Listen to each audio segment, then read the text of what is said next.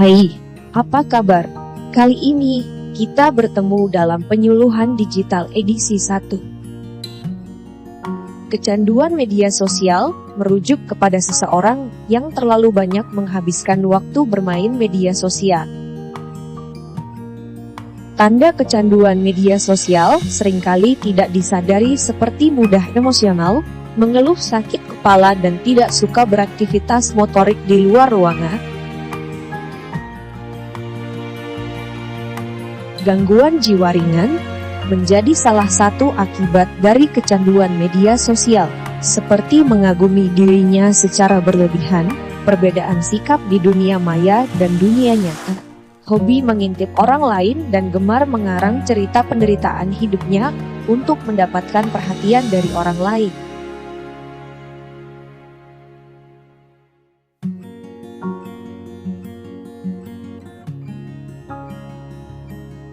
Kecanduan media sosial dapat diatasi dengan menghapus media sosial yang membuat ketagihan. Matikan ponsel saat bekerja, sekolah, atau berkumpul keluarga. Membuat jadwal bermain media sosial. Lakukan aktivitas yang tidak menggunakan ponsel dan konsultasi ke dokter atau psikolog jika kecanduan dirasa susah dihilangkan. Demikian penyuluhan edisi kali ini. Sampai bertemu pada edisi selanjutnya.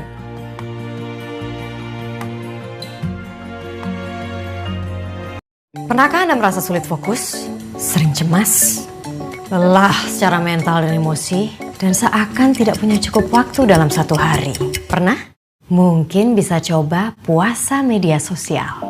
Puasa medsos artinya istirahat total dari media sosial selama jangka waktu yang kita tentukan. Sudah lebih dari 1 dekade, media sosial hadir di hidup banyak orang. Dengan bertambahnya umur perusahaan media sosial, makin bertambah pula penggunanya yang merasa cemas, insecure, tak sabar, sulit tidur, sulit fokus, dan gejala gangguan psikologis sejenis lainnya.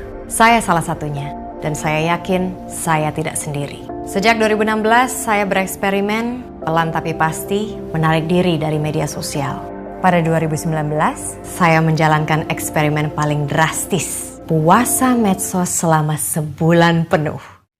Seperti seorang pecandu yang lepas dari candunya, di minggu pertama tanpa medsos, jari-jari saya galau dan pikiran saya kalut. Jika dulu mengisi waktu kosong tenggelam dalam medsos, kini saya harus berhadapan dengan rasa bosan yang akhirnya diobati dengan hal lain. Apakah dengan bermenung, membaca buku, atau menulis buku harian. Sesuatu yang sudah lama sekali tidak saya lakukan. Minggu kedua, mulai nyaman.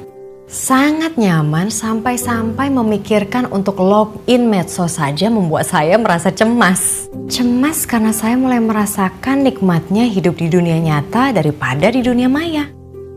Saat puasa medsos, wajah orang-orang yang punya arti lebih dalam hidup saya mulai muncul di pikiran. Saya rindu mereka. Rasa rindu yang mendorong saya mengirim pesan atau menelepon untuk meminta waktu duduk bercengkrama dalam satu ruang yang sama.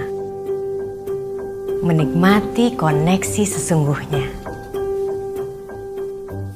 Kunci keberhasilan puasa medsos adalah mengisi waktu yang dulunya terbuang untuk main medsos dengan aktivitas yang lebih bermanfaat di dunia nyata. Bisa baca buku, ikut komunitas, yeay dapat teman baru, olahraga, ambil kelas bahasa, les meilleurs amants du monde. Buongiorno tutti. 他是哪国人? Main musik, menari, atau kegiatan menyenangkan lainnya yang ada di kehidupan nyata.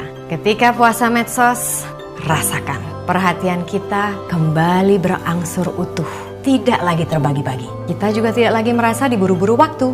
Puasa medsos itu seperti mengangkat beban psikologis dari pundak. Beban yang 1 dekade terakhir tidak kita sadari. Di akhir periode puasa medsos saya merasa punya hubungan yang lebih bijak dengan teknologi internet. Reevaluasi hubungan dengan medsos. Jika tahun lalu saya tutup Facebook, kini saya hapus Instagram secara permanen. Dan deaktivasi Twitter hingga waktu yang tidak ditentukan. Saya jatuh cinta dengan perasaan tenang dan pikiran yang fokus tanpa media sosial. Saya rasa perasaan ini terlalu berharga untuk dilepas, bukan? Hubungan setiap orang dengan media sosial memang berbeda-beda. Setelah bereksperimen, ternyata saya nyaman tanpanya. Jika puasa media sosial 31 hari terasa berat, bisa mulai dari seminggu atau 24 jam.